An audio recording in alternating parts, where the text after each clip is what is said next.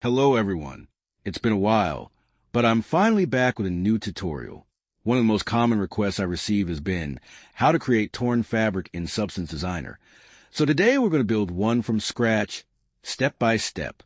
Along the way, I'll also show you how to expose parameters and set up a professional, flexible color system that makes a material easy to customize. Since this tutorial is designed for both beginners and advanced users, I'll explain each technique as we go. So, let's jump into the tutorial. As always, I'll be using the metallic roughness workflow. To create the fabric base, we first need to build the individual threads. What I mean by threads?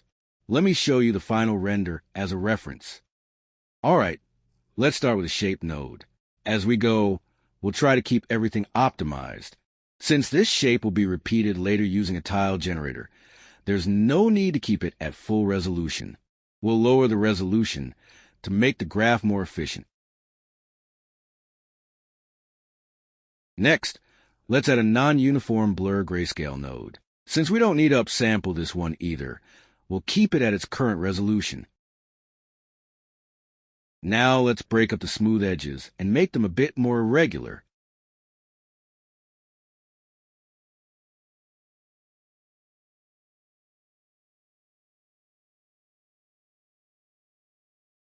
As you can see, each thread has a double lobe shape. To achieve that, we'll subtract another shape from the center.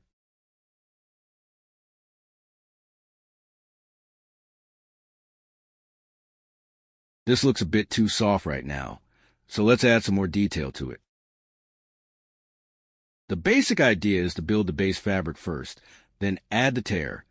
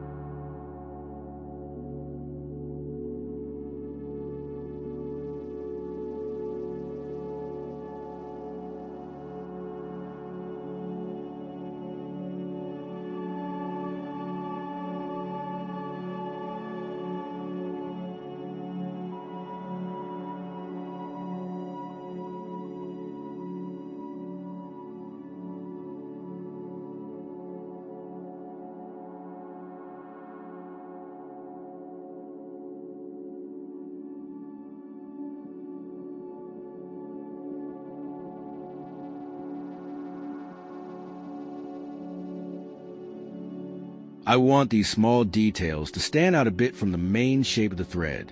I really like this extra bit of texture and imperfection.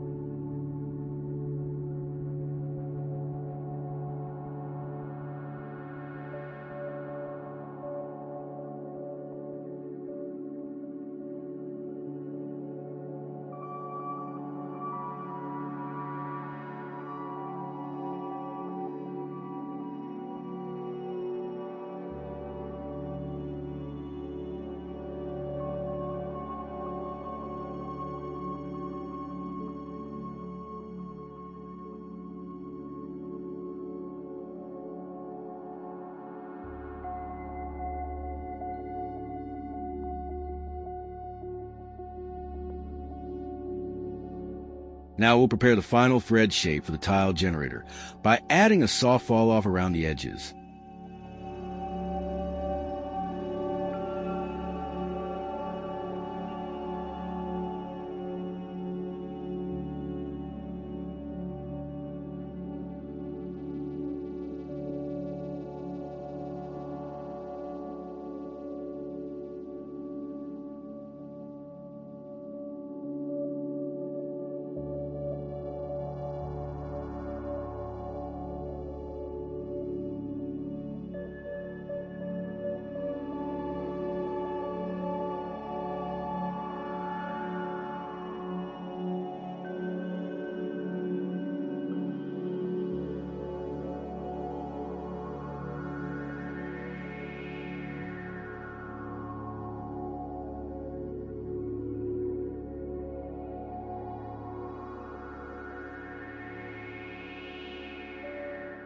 Okay, now that we've created the basic thread shape, we just need to tile it using a tile generator.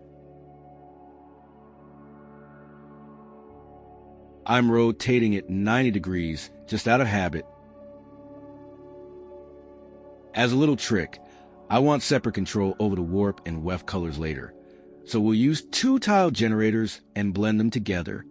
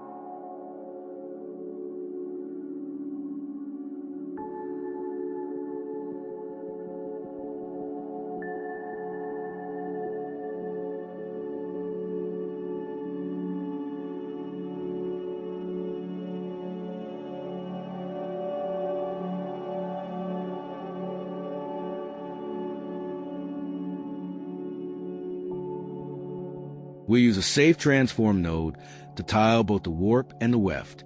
Later on, we'll expose these 2 tiling values as a single parameter so they can be controlled together. At this point, it's a good idea to connect everything to the output so we can see how the material looks in the 3D view.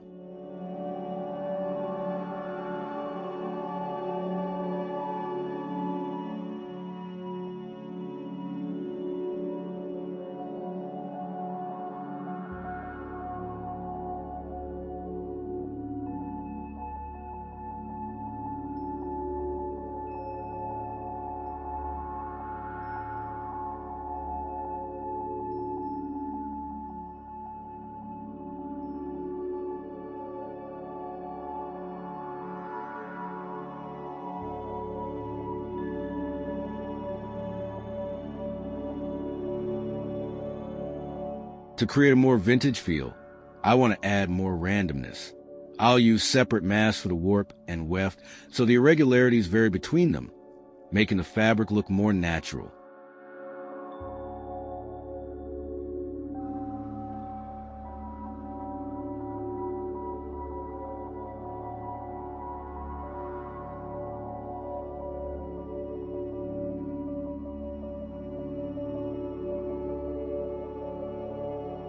First, we subtract the warp mask from the weft to eliminate any overlapping edges and create a clean separation between the 2.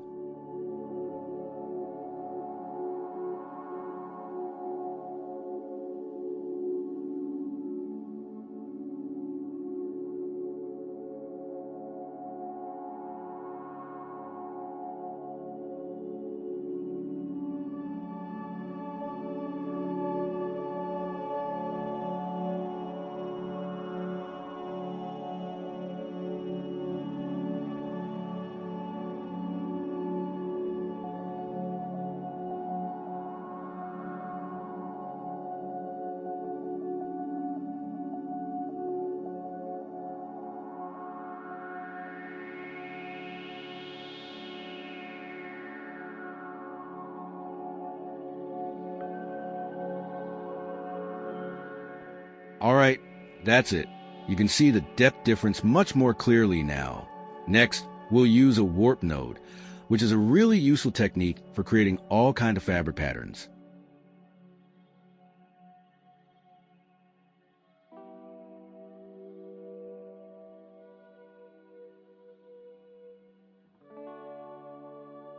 Now it's time to add some micro details to the fabric. The fur node is a great option because it creates the tiny fibers that make the surface feel more realistic.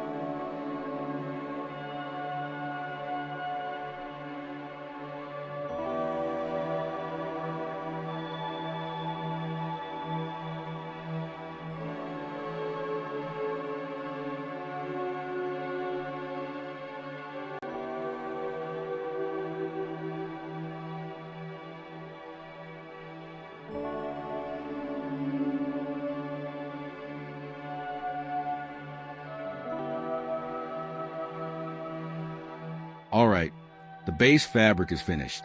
Next, we'll work on the color, and after that, we'll move on to creating the tiers.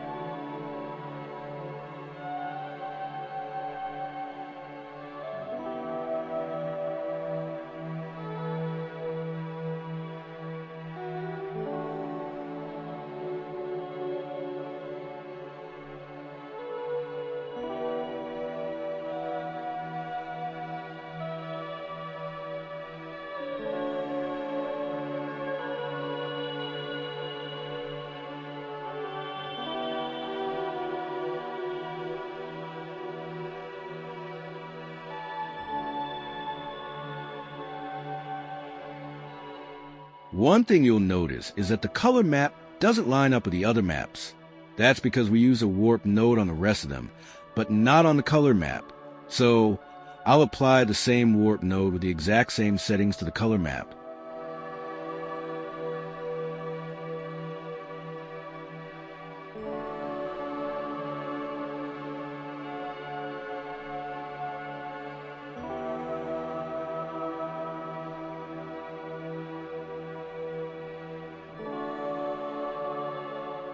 Next, I want to add some variation to color and make it feel less flat. The curvature node is a great tool for achieving that. To keep the graph nice and tidy, we'll use this great Substance Designer feature to create a wireless connection between the normal and curvature nodes.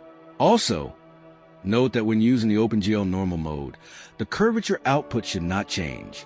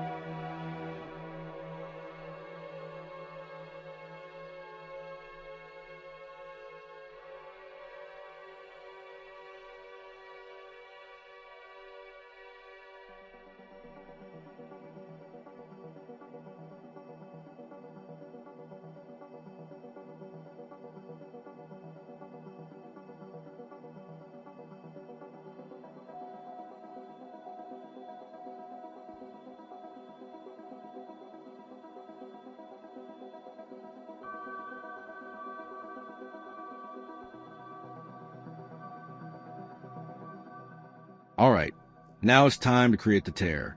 The first thing we need to do is create a mask that defines the exact areas where the tear will be generated.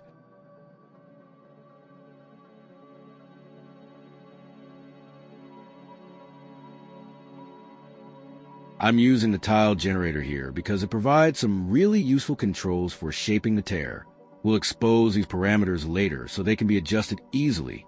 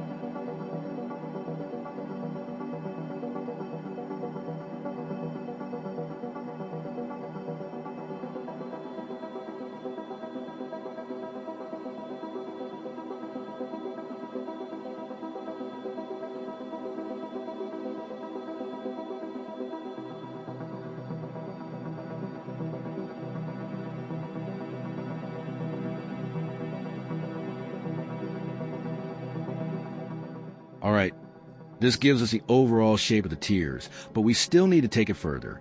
Now we're going to focus on the main technique of this tutorial, creating realistic, natural-looking edges for the torn fabric. I'm using a tile sampler with a high amount of randomness in tiling, because later we'll create a dedicated mask for the tier edges, as well as a vector map to control their direction properly.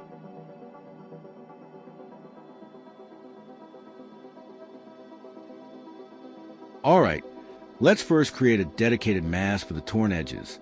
We'll also blur it slightly to soften the edges, because we don't want them to look too sharp or perfectly uniform.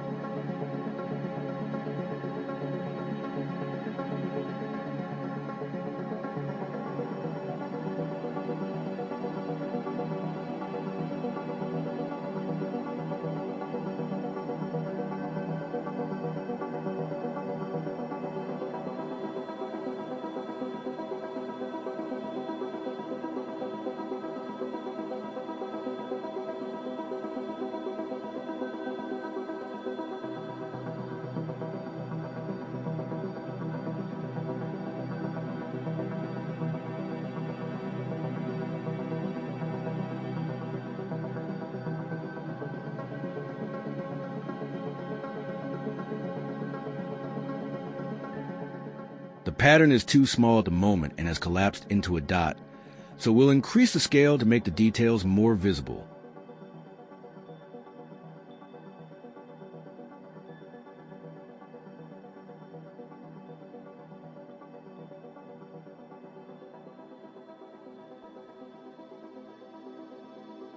Additionally, I'll use a level node to get more control over the mask we've created.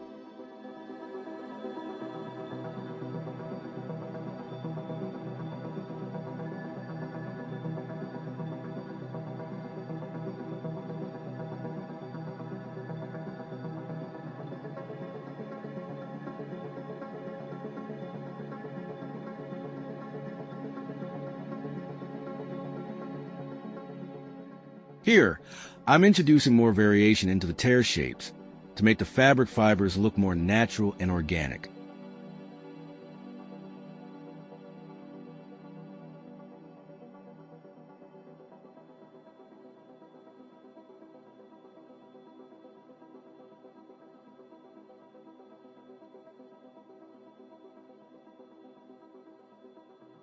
You can see the difference now. The fibers have a much more natural curl and flow.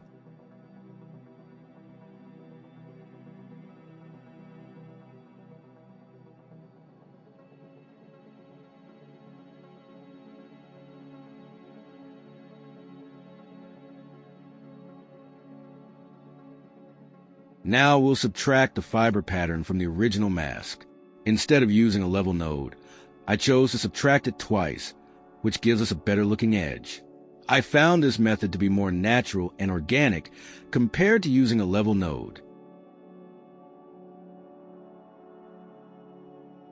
Before adding more details, we'll apply the tier mask to the main fabric.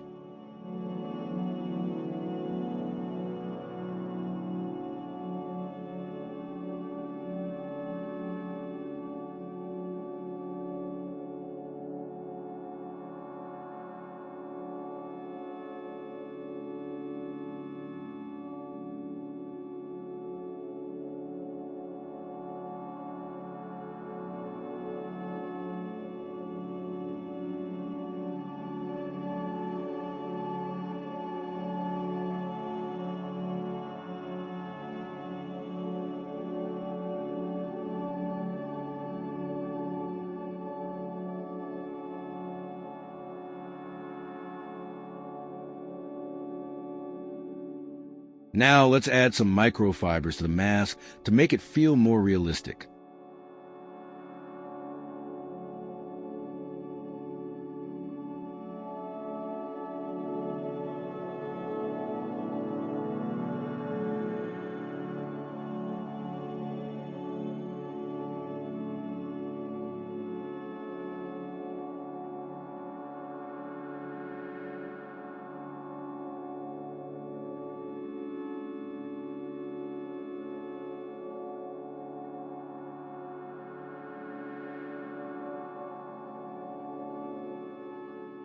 Once again, we'll use 2 subtraction steps here to get the desired result.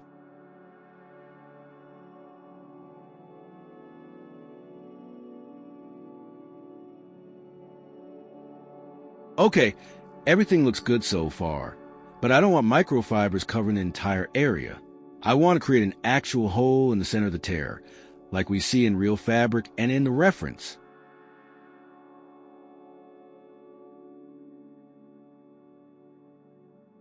These holes also need to grow as the tear gets larger, so the best way to achieve this is to use the tear mask itself.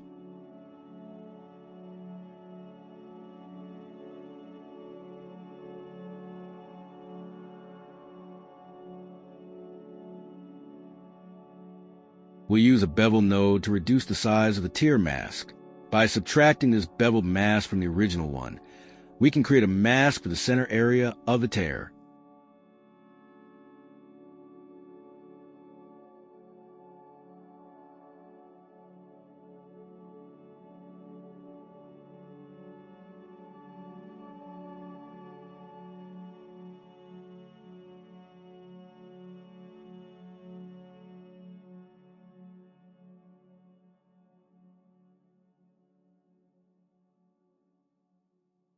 All right, we have a hole now, but the edges look too sharp and uniform. To make them feel more natural, we'll use a warp node to break up the shape.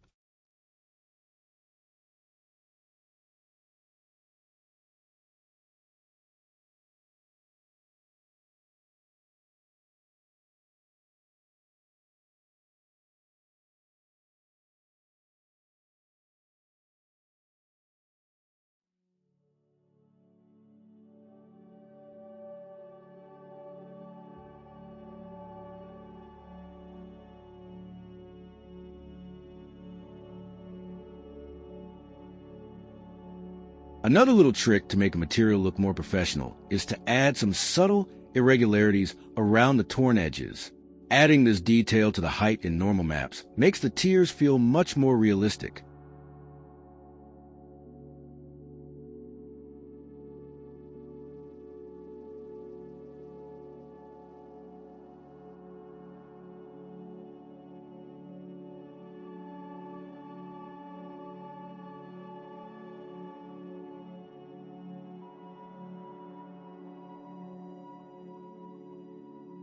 All right, that finishes the torn fabric.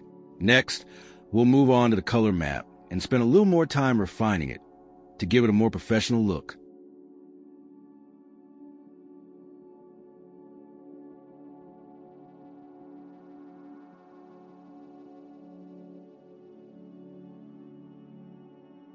Next, we'll create a mask to define the damaged areas of the fabric.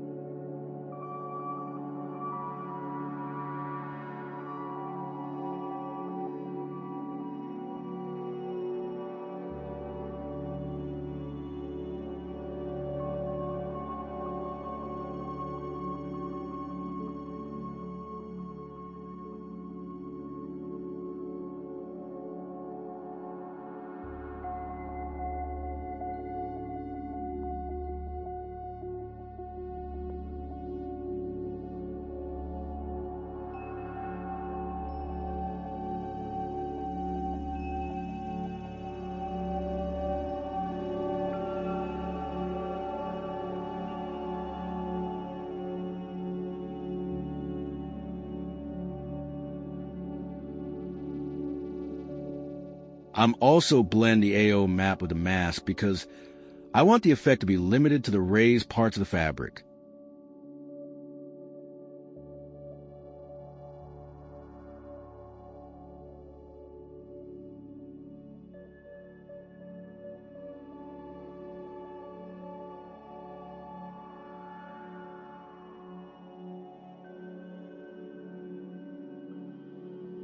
Another technique I like to use is to first darken these areas with black, then blend in a bit of brown. This creates a smoother transition and gives the color variation a much more natural look.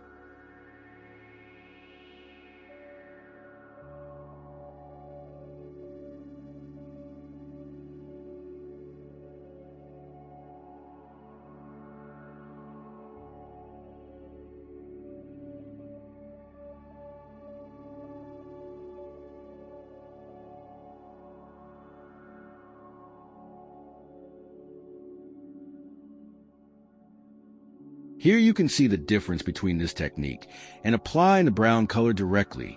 The transition is much smoother and looks more natural.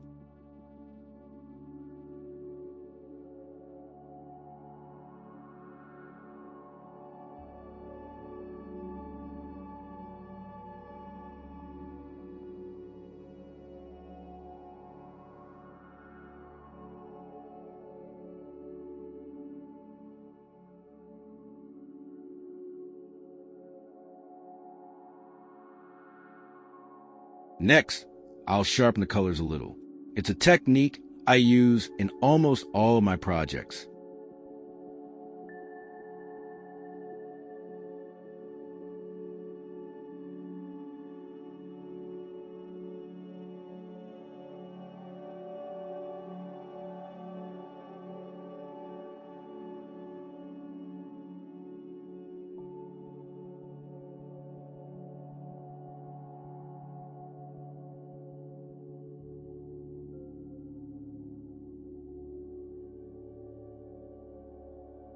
Since this is an old piece of fabric, it makes sense to add a bit of dust. For that, I'm using the powerful dust node.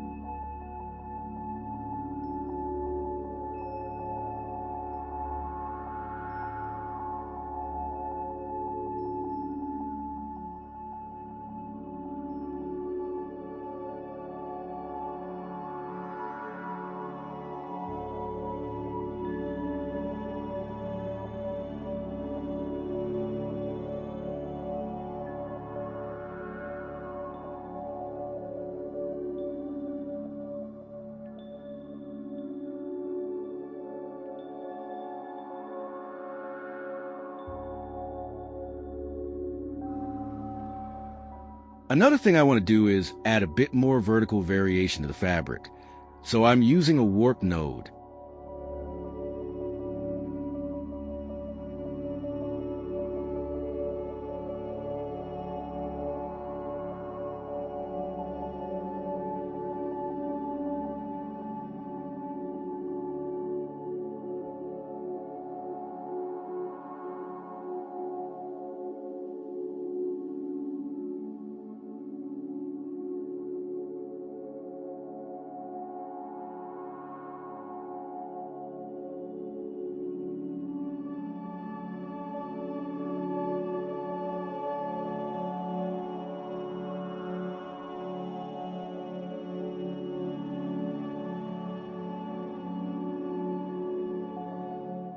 Now, let's add another layer of detail by creating stitches around the tiers.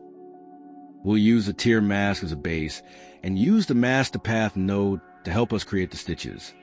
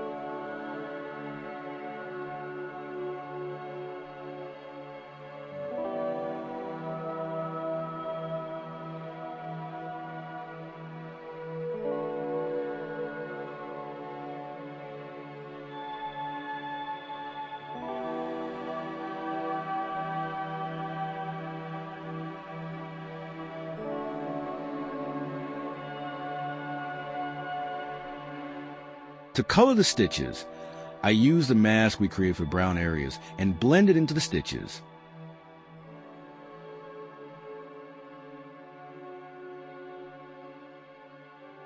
For the remaining maps, I use a height blend node to combine the details together.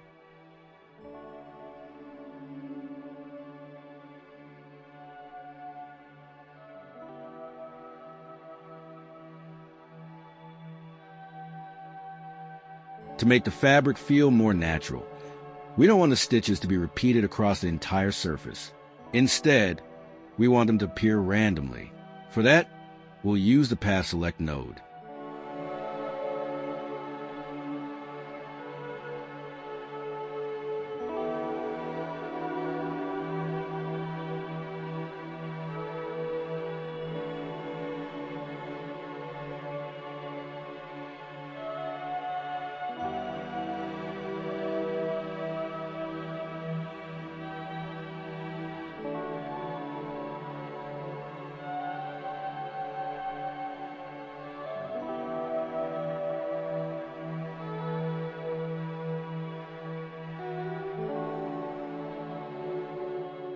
Now, we'll use the usual techniques to create the roughness and adjust the height map. We'll also take a look at opacity mapping and how to add it to the output textures in Substance Designer.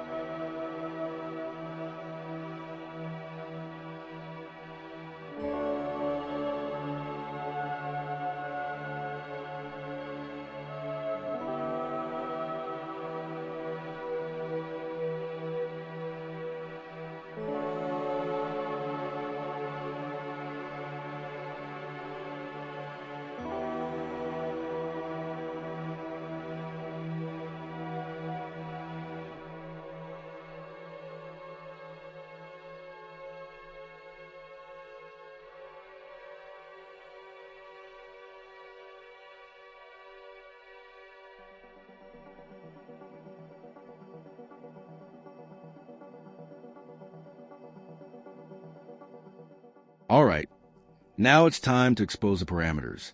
I'll walk you through everything you need to know. We'll expose the weft and warp colors separately so you can control each one independently.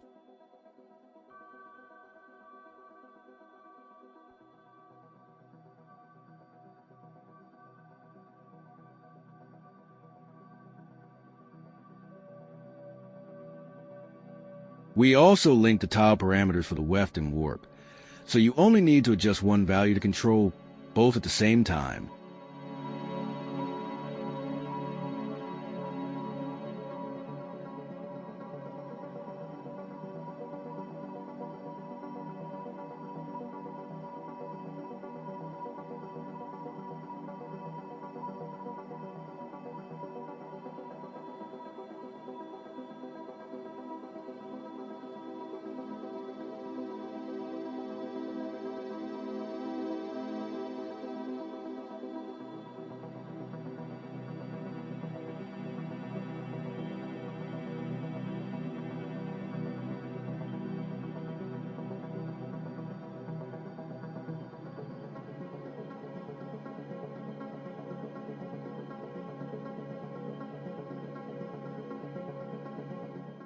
Now I want to expose a random seed as well, but as you can see, there's no parameter available for it.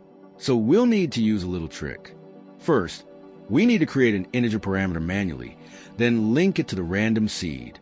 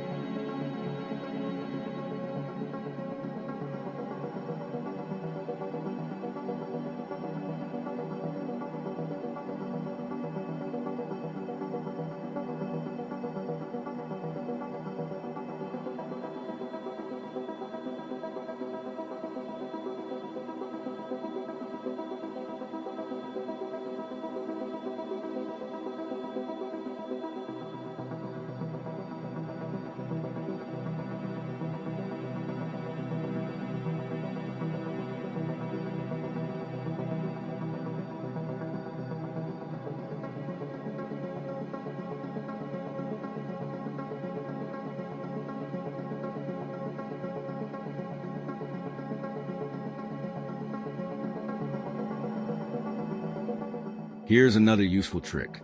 Right now, lowering the parameter increases the amount of tearing, which feels a bit counterintuitive. I'd rather have a value of 0 produce no tears, and then have the tears gradually increase as the value approaches 1. To make the result more user-friendly, we just need to make a small tweak to the parameter function.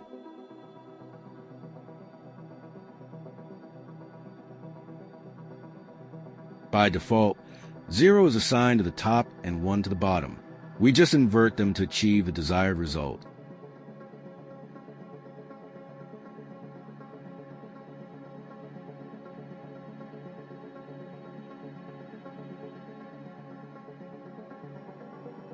Now the parameter behaves much more naturally, making it easier to use.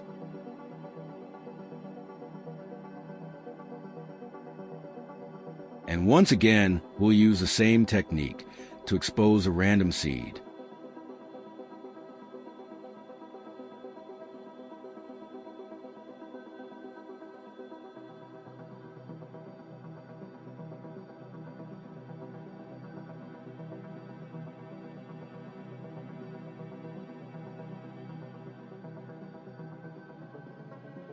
I think this is enough for now. You can continue exposing the height or any other parameters depending on your needs. All right, that's it for this tutorial.